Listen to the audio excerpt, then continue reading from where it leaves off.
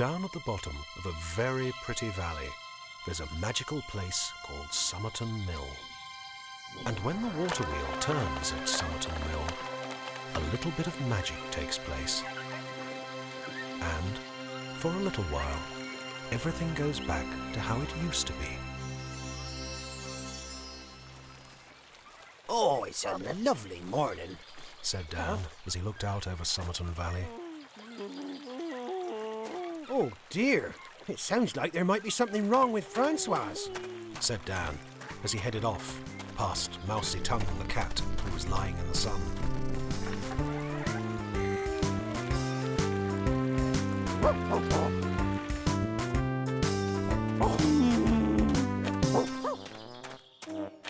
Morning, Francoise, said Dan as he looked over the gate. Francoise was sitting down in the field, and she didn't sound very happy. What's the matter with you then?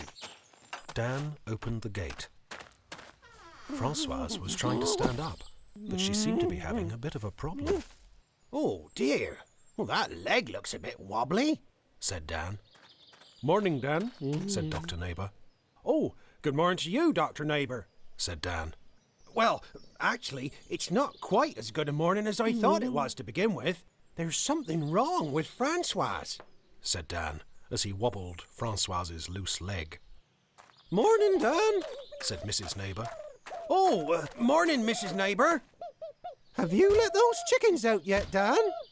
Oh, no, I forgot, Mrs. Naybhur. Francoise is having a bit of trouble with one of her legs.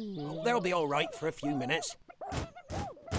I think I might just let them out. They sound like they're being a bit restless. It's all right. Mrs. Naybhur's coming.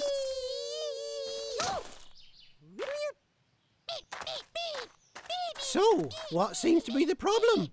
asked Mrs. Naybhur. Well, every time she tries to get up, she's not able to because her leg's all floppy.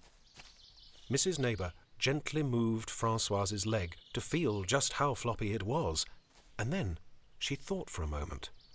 Oh, I think I can see what the problem is, said Mrs. Naybhur, and she leant forward and gave one of Francoise's wing nuts a few turns. Then they stood back as Francoise stood up.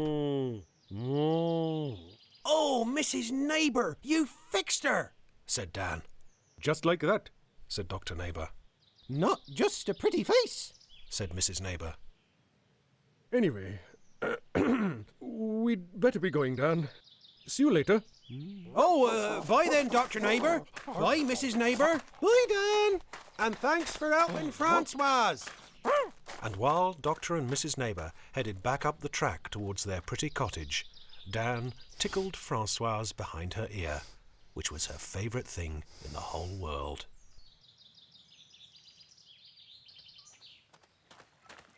And when Dan and Fluffer got back to Summerton Mill, Mousy Tongue was still lying asleep in the sun.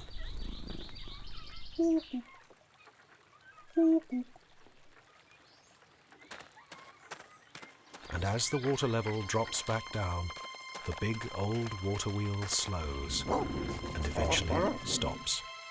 And Summerton Mill, still beautiful in its tumble-down state, goes back to being a home just to the wild animals, the birds, and the plants.